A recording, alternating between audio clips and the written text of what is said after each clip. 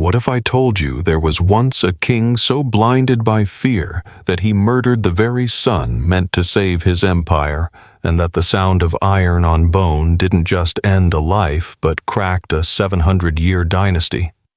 This is the night Russia learned that a throne can eat its own blood, and if you want the full unmasking of how grief, paranoia, and absolute power devoured a father from the inside, hit subscribe now, because we're only just beginning to open the door to the room no one wanted to enter. Start at the beginning, when Moscow's domes caught winter light, and a 16-year-old Ivan whip-smart and hungry for justice listened to peasants with frozen hands describe the petty thefts and grand abuses of men who wore fur and titles. He wrote codes that weighed nobles and commoners on the same scale. He punished bribery with the seriousness of treason, and in that mirror of early rule the boy king looked almost like a reformer heaven might have sent to steady a battered land. Imagine the corridors, then warm braziers, parchment scent, the quick scratch of a quill as the Tsar read petitions line by line, head tilted as if he could hear the ache behind every syllable. He married Anastasia Romanovna, whose voice courtiers whispered could cool a furnace, and when he raged, she would place one steady hand on his wrist and the other on his shoulder until the pulse in his throat slowed and the storm inside his skull remembered it was only rain. But grief is a locksmith that opens doors you never knew you'd locked. Anastasia sickened and died after a brief, brutal illness, and the man who had once sorted truth from lies with steady fingers began to taste his food with silver spoons like talismans, to sleep in a different chamber each night, as if the walls themselves were traitors, and to write names. Oh, such careful, tidy names on lists that grew longer than any codex of law he had ever made. Out of that grief came policy, and the policy had hooves. The Oprichnina black-cloaked riders with brooms to sweep treason and dog heads to sniff it out. A theater troupe of terror that treated accusation as verdict and verdict as spectacle. They arrived before dawn, severed locks, ripped ledgers, seized estates, and taught Russia that fear in the streets is a quicker way to govern than justice in the courts. In Novgorod, the bells rang until they sounded like coughing. The river watched as the living fed the legend, and in a pavilion of rugs laid over frozen earth. The Tsar sipped and observed with a scholar's intensity, which methods bent a voice fastest while abroad. Ambassadors changed their ink from praise to warning, realizing that reason had been dismissed from court and replaced by appetite. Yet in the shadow of the father, a different figure walked Ivan Ivanovich, 27, a soldier prince, whose eyes saw men not as pawns but as breadwinners who slipped coins to widows, nameless to him who read the same law codes his father had loved, and asked quietly, dangerously, why justice had been evicted from the palace it built. He became the private custodian of mercy in a capital curated for fear. The Livonian War burned maps to ash. Winter bit the crops, and with every courier bearing bad news, the elder Ivan sniffed plots like smoke under a door. The prince met generals in lamplit corners and argued that terror is a blunt blade that dulls the hand that wields it, and somewhere in the father's mind a knot twisted tighter, because here was the most intolerable critic of all the living memory of his better self. It started small, as world-ending things do, a complaint about a daughter-in-law's sleeve, a priest's glance that lingered too long, a word like mercy spoken in the wrong room. The court learned the choreography of looking at shoes, of holding breath when cane struck floor, while behind the arras a dozen ears took notes for a master who no longer trusted the heartbeat in his own chest. Then the morning uncoiled like a spring, the frost on the palace windows a filigree of knives, the Tsar's staff a metronome tapping marble as if calling time to heal. Servants polished silence until it shone. A guard coughed once and wished he could swallow the sound back and down the corridor. Two footfalls approached one another. The fathers and the sons, like armies marching to a field, neither wanted to name but both had already chosen. The argument began with fabric, with the hem of a gown worn by the prince's pregnant wife. An ankle shone like a rebellion, and Ivan the Terrible's voice rose until the tapestries shook. The son defended her, his words edged not with treason but with love, and love was a language his father no longer understood. So what Ivan heard was defiance, and what he saw was betrayal standing in his own bloodline. Courtiers froze in place, breathing as lightly as men underwater, their eyes fixed on stone tiles that had already memorized too much. The argument climbed like a storm to the rafters, thunder in the form of shouted accusations, lightning in the form of a staff lifted high, and everyone in the room felt the electricity of a moment about to transmute from words to wounds. The iron-tipped staff descended not as warning but as weapon, and when it struck the prince's temple, the sound was a verdict more final than any court could issue. The body collapsed in convulsions, blood blooming across marble like ink spilled on parchment, and time itself seemed to pause, unwilling to witness what power had just done to its own heir. The Tsar fell to his knees, hands clawing to reverse physics, to stem the tide of blood with fingers made for signing decrees and delivering death. He wailed, "I have killed my son," and the palace echoed the words back at him like a choir of ghosts.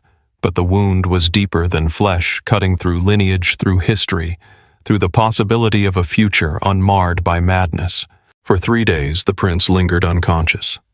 The court a monastery of whispers, his father pacing, praying, bargaining with a god he had often invoked before executions. But prayers that once justified cruelty now dissolved in the air unanswered. And when Prince Ivan exhaled for the last time, Russia exhaled with him, because something ancient had just died. The Rurik dynasty had survived invasions, betrayals, famines, and yet it could not survive a father's paranoia.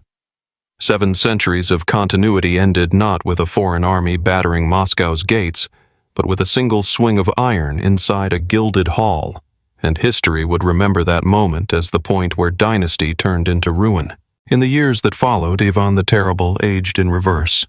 A monarch who once frightened the world, now frightening himself, sitting beside his son's grave with tears soaking earth, begging forgiveness from lips that would never answer. And though his heart still beat, the empire whispered that their Tsar had died on the same day his heir did. Abroad, Europe took note. Envoys wrote that Russia had become a theater of instability, that the throne was cursed by its own hand, and even enemies pitied a land where the most competent successor had been murdered by the very man who needed him most. The time of troubles would follow 15 years of famine, impostors, and foreign boots trampling snow. Imagine a dynasty as a great oak, roots, tangled deep branches reaching across centuries, and then imagine the axe not wielded by invaders but by the trunk itself splitting its own heartwood until the tree crashed inward. That was Russia after 1581, an empire that rotted from within with the image of a grieving father locked forever inside the rings of history. Ivan lived until 1584 playing chess with courtiers who feared to win coughing into silks. His eyes hollowed by regret, and when death finally came, it found a man already emptied, haunted by one sentence that echoed louder than bells, not the decrees of conquest, not the verdicts of torture, but the cry of a father who had destroyed his own bloodline. "I have killed my son." But to understand how a father's hand could shatter an empire, we must return again to the boy who became a Tsar at 16, standing in coronation robes too heavy for his shoulders, yet lifting Russia into an age of law and conquest. He was not born terrible, he was shaped, and every scar of childhood betrayal carved a groove that grief would later flood. Ivan's youth was a chessboard of noble families plotting to control the throne, and as an orphan in a palace of vipers, he learned early that trust was an invitation to the grave. This memory never left him. It crouched inside his skull like a crouching beast ready to leap whenever love tried to calm him. Anastasia Romanovna had been the only light that kept the shadows in check. Her presence a bridge between Ivan and humanity, her smile a spell strong enough to hold the monster at bay. When she died, suspicion swarmed the Tsar like hornets, whispering that she had been poisoned, and the man who once sought fairness became a hunter of ghosts in human form. To the outside world, his grief looked like rage, and his rage looked like governance. He built a system where loyalty was measured in screams, where estates changed owners overnight, where widows filled the streets while nobles played their roles in a pageant directed by a man convinced that betrayal was as common as breath. The oprichniki became both his sword and his mirror, dressed in black riding horses that looked like phantoms. They carried dog heads as symbols, sniffing out treason that often did not exist. But the performance mattered more than truth, for what Ivan desired was not evidence, but the theater of obedience. In villages across Russia, peasants learned that dawn might bring hoofbeats and a knock on the door, and in those moments, even innocence was useless. To be accused was to be condemned, to be questioned was to be broken, and to survive was to be scarred forever, with the knowledge that life depended on the caprice of a man unraveling. And yet, despite the carnage, Ivan remained a paradox. Foreign emissaries still marveled at his intellect, recalling conversations where his memory recited details like scripture. And in those flashes, one saw the man he might have been, the just ruler, buried under grief, clawing to the surface only to be drowned again by suspicion.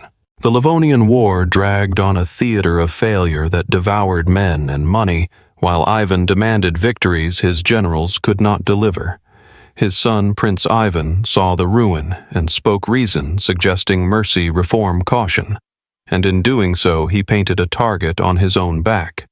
Because to contradict the Tsar was to echo the voice of Anastasia, and Ivan the Terrible could not bear reminders of what he had lost. The court became a stage where every gesture mattered. A glance at the prince could be seen as allegiance. A hesitation before applause could be fatal, and so fear wove itself into etiquette until silence was the only safe language. Even then, silence sometimes sounded like treason to a ruler whose ears had learned only to hear conspiracies. What makes the tragedy unbearable is this. Prince Ivan was not a rival, not a traitor, not a shadow of ambition. He was the one person still capable of saving Russia from its own Tsar, and his murder was not just a crime of passion, but a suicide of state, a dynasty smashing its own crown against the floor of history. History remembers the moment as sudden, but the truth is that the blow was years in the making, rehearsed in every name Ivan scribbled on his lists, in every accusation he hurled across marble halls, in every night he paced alone imagining daggers in the dark. By the time his staff rose, it was not a mistake, but the culmination of a lifetime of paranoia sharpening itself to a point. Eyewitnesses later whispered that after the strike, the palace fell into a silence thicker than snow, courtiers frozen, as if carved from ice, each one knowing that to move to breathe, to look too long, was to risk joining the prince on the floor. In that silence, Russia held its breath, and when it exhaled, a dynasty exhaled with it. The Tsar's scream, "I have killed my son," rattled through corridors, bounced off walls, and lodged itself in the memory of servants who would carry it to their graves. It was not the cry of a ruler, but of a father stripped bare, and yet it was also the cry of a nation whose future had just been murdered by its past. For 3 long days, the court became a tomb, priests shuffling with candles, physicians muttering hopeless prayers, while Ivan the Terrible sat beside his son's bed, clutching his limp hand, his eyes hollow, whispering bargains to heaven. But heaven stayed closed, and when the final breath left the prince, the kingdom's last hope left with him. Outside, the people heard only fragments, that the prince had fallen ill, that the Tsar was in mourning, that the succession was uncertain. Rumors crawled like rats through alleys, some saying Lithuania had sent assassins, others that God himself had struck the family. But the truth that Russia's protector had been felled by his own father's hand was a secret too heavy for words. Ivan emerged from those days not reborn, but hollowed a man who had mastered terror only to be enslaved by guilt. He still carried his staff, still issued decrees, but now he also carried the invisible weight of a son's absence, and his power, once absolute, was now laced with the cracks of a conscience that screamed when the halls were empty. Foreign courts reacted with horror and calculation. England, once eager for alliance, now whispered that Russia was a house divided, while the Ottomans chuckled darkly that Christian rulers destroyed themselves better than any army could. For Europe, the murder of the Tsarevich was not merely gossip, but evidence that Russia had become its own worst enemy. The image of a dynasty devouring itself traveled faster than any envoy, and soon Ivan the Terrible was less a monarch in foreign eyes than a cautionary tale. a warning of what unchecked grief and unchecked power could do when welded together in one man's mind. He had built an empire, and with one blow he had taught the world how fragile empires truly are. Inside Russia, the absence of the prince was felt immediately. Petitions went unanswered, reforms withered soldiers, deserted campaigns, and families once secretly aided by the Tsarevich now faced starvation. The state did not simply lose an heir. It lost its conscience, its last bridge between tyranny and the people. And so the years that followed were not a reign, but a haunting. Ivan the Terrible, alive, but already dead. His laughter hollow, his commands erratic, his nights spent wandering to his son's grave where he wept into the soil, begging forgiveness from a silence that never replied the silence of a son whose skull had been split by love, twisted into fear. The tragedy of Ivan and his son was not only a private wound, but a public curse, for the people knew that when the dynasty cracked, their lives would shatter next. Famine crept in, bandits flourished, and every family whispered that God had turned his face from Russia because its Tsar had lifted his hand against his own blood. The time of troubles was not yet named, but its shadow already stretched across the land, a shadow born not of foreign swords, but of a father's rage, and in that shadow impostors would rise, pretenders claiming to be heirs. Miraculously returned because the people could not accept that their prince had died so senselessly. In taverns and churches, peasants debated whether the Tsarevich's ghost walked at night protecting them still, or whether his father had unleashed a curse that would not end until every noble house paid with blood. Stories traveled faster than truth, and soon the myth of Ivan's blow became as real as the marble floor still stained by it. Ivan himself seemed to live between myth and madness. His eyes ringed with sleeplessness, his beard unkempt, his body weakening as if guilt was a poison more lethal than any his enemies had once plotted to slip into his cup. He who had feared assassins at every corner had assassinated his own future. Courtiers learned to play chess with him, carefully, moving pieces as if on eggshells, for rumor said he killed men who dared defeat him too easily. One game in 1584 would be his last, as death found him leaning over the board, perhaps imagining that if he could master pawns and kings, he might yet master regret. But regret is not a piece to be moved. It is a weight, a chain, a ghost that follows into every chamber. And in his final years, Ivan prayed aloud with a desperation that shocked even priests hardened by years of bloodshed. His prayers were not for victory or vengeance, but for the one thing he had stolen from himself: absolution. The chronicles tell us that when he died, bells rang, but their toll was not triumphant. It was heavy, mournful, carrying across rivers and forests a single truth: the Tsar had left Russia without a true heir. And in doing so, he had lit the fuse of chaos that would consume the nation for a generation. The boyars, once terrorized into obedience, now circled like wolves, each one ready to claim what was left of the carcass of empire. Poland and Sweden eyed the borders hungrily, and the throne that had seemed invincible under Ivan now looked like a gilded coffin waiting to be sealed. The murder of the Tsarevich was not just a crime, it was a symbol. A lesson carved into stone that absolute power does not merely corrupt. It devours itself, feeding first on enemies, then on friends, and finally on family. And once it reaches blood, there is nothing left to consume but the nation itself. Today, paintings still show Ivan clutching his dying son, his face twisted in horror and grief, and those images haunt Russian memory as much as any battlefield. They remind us that the greatest danger to a dynasty is not invasion from outside, but implosion from within, when love curdles into suspicion and a father becomes the executioner of his own future. In the years after his death, Russia staggered like a wounded animal, bleeding authority with every step. Famine swept the countryside, foreign troops pressed on the borders, and the people muttered that all of it began the night Ivan struck down his son. Pretenders rose like phantoms. Men calling themselves the lost Tsarevich, claiming to be Prince Ivan returned from the grave, and desperate villagers welcomed them, because hope, even false hope, was easier to bear than the truth that the Rurik line had ended in blood on palace marble.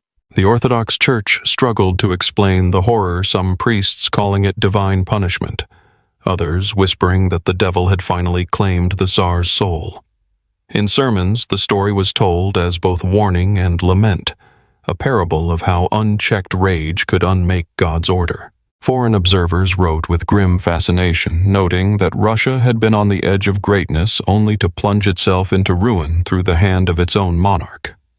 They compared it to Rome's decline to biblical kings undone by pride and the legend of Ivan the Terrible spread across Europe as a cautionary tale. Among the Russian people, folk songs emerged, sad ballads sung in candlelit huts about the prince who might have saved them, whose ghost wandered snowbound roads watching over orphans. History blurred with folklore until the line between fact and nightmare vanished. Scholars later argued that Ivan's act was not madness alone, but the logical end of a system built on fear. When a throne survives by killing it eventually turns inward, and the dynasty that seemed unshakable crumbled the moment its strongest pillar shattered his own foundation. Yet, even in condemnation, some saw Ivan as tragic, a man of brilliance warped by grief, a father who loved too fiercely, and distrusted too deeply, whose brilliance as reformer and conqueror was eclipsed by the darkness that hollowed him out. His reign became a study in how light once lost leaves shadows that swallow everything. Artists, centuries later, returned to the scene, painting Ivan cradling his dying son, tears pouring down his face. These works were not mere illustrations, but mirrors of national trauma, reminders that Russia's destiny had once turned on a single heartbeat that never recovered. The time of troubles that followed was more than a political crisis. It was a wound passed from generation to generation, teaching Russians that the line between father and tyrant, protector and destroyer could vanish in an instant. And this lesson lingered long after Ivan's bones turned to dust. And so the story of Ivan the Terrible is not merely about one man's violence, but about the anatomy of power itself, how grief can metastasize into suspicion, how suspicion can breed cruelty, and how cruelty unchecked devours even the bonds of blood. It is a warning still whispered in the stones of the Kremlin, where history insists on remembering. Centuries later, Russian schoolchildren would still hear the tale not as distant myth, but as a scar carried by their nation. The name Ivan the Terrible remained a riddle. Was he a hero who expanded Russia, or a monster who destroyed it? Or was he proof that both could exist in one man? Historians dissected his reign like an autopsy, laying bare the organs of reform, conquest, paranoia, and grief.